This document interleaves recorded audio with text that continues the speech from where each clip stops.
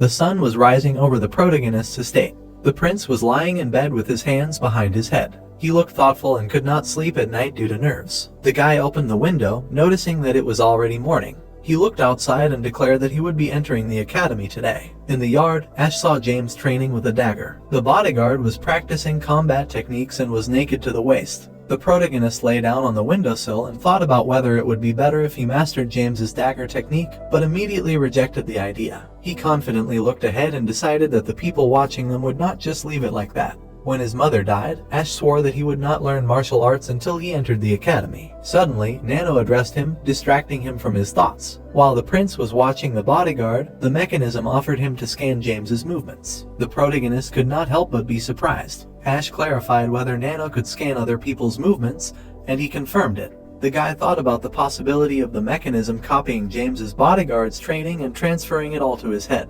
Nano explained that it was doable. He also said that in addition to this, the program has many techniques of other martial arts that he can pass on to the master. He said that he can even pass this knowledge on right now. Ash was shocked. He looked at the bodyguard and could not decide if it would be okay if he borrowed James's technique without his permission. The protagonist continued to watch the training. He thought that after lunch, he should go to the academy without any regrets. The guy decided that he did not have time to think about how he could protect himself. So he asked Nano to scan James, and the movement scan was activated. The bodyguard continued to hone his skills. Ash stared at him intently, studying his new skills. The bodyguard swung the dagger, lunged. The prince continued to study. He was still looking out the window. Nano informed him that the scan took about half an hour, and that the copying of the movements was complete. The protagonist winced in pain in his head as the transfer of information to the user's brain began. He sat down on the floor by the window. The transfer was complete and Ash noticed that this time it was easier than yesterday. The protagonist realized something and did not understand how this could be. He laughed, thinking how this was possible. The prince rushed away from the window. Then he grabbed the sheath. He began to take out the weapon. The guy thought that he now also possessed the technique of the dagger of James's bodyguard.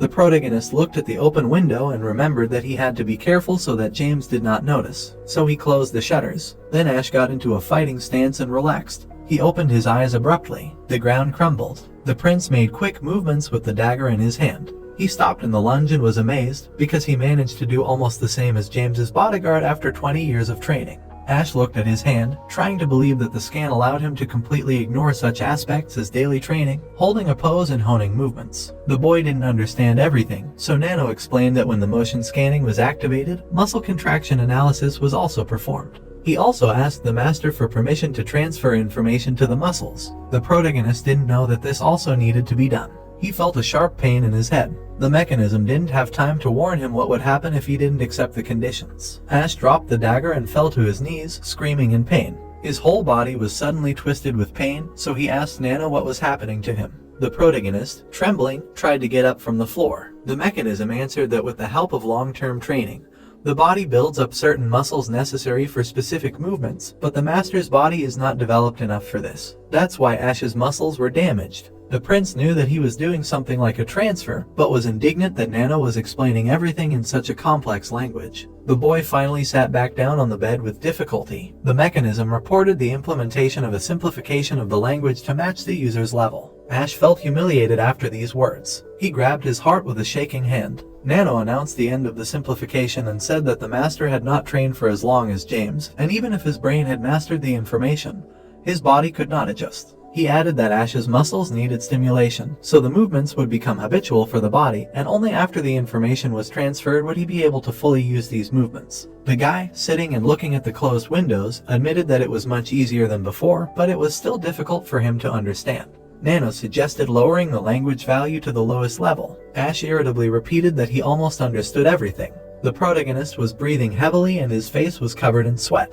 He asked if the pain would go away if he performed the transfer to the muscles. The mechanism confirmed this and asked if the prince wanted to start the transfer. Ash got up from the bed. Nano warned that this transfer requires the work of every nanomachine in the master's body, so this process will take a couple of hours. The protagonist thought that if it only lasted 2 hours, there would be some time left before the exit, so he allowed it to begin. Nano added that this transfer would be accompanied by pain, so the master would be under the effect of anesthesia for some time. Ash was worried that it would hurt a lot. The mechanism reported that there were 1,350,000 recorded cases of loss of consciousness caused by transfer to muscles. The prince clenched his robe with his fingers since he was not sure that he could handle this. He slumped his shoulders. Nano noticed that his master wanted to try without anesthesia. The protagonist asked that if he could not, to return to the option with anesthesia. The nano machine accepted the request and began the transfer, which was accompanied by lightning that covered the protagonist's body. Ash relaxed, since he only felt a tickling, although he was so excited.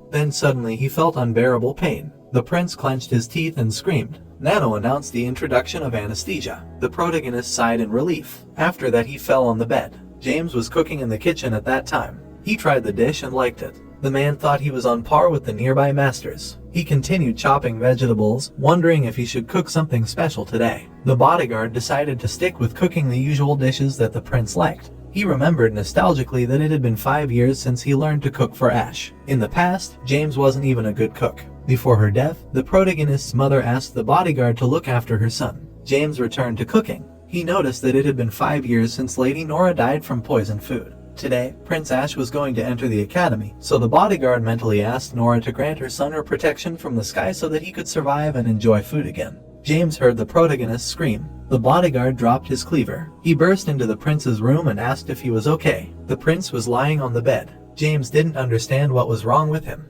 He touched the boy's pulse. The man thought, judging by the protagonist's pulse, which he felt, everything was fine. The bodyguard tried to figure out what he did to make this happen. He saw marks burned into the wooden floor. James touched one of them. The man was kneeling in front of the marks. He concluded that Prince Ash had been watching his training for at least 2 years. The bodyguard smiled. He was shocked that the guy had only been watching him for 2 years and had already achieved what he had achieved in 20 years of training.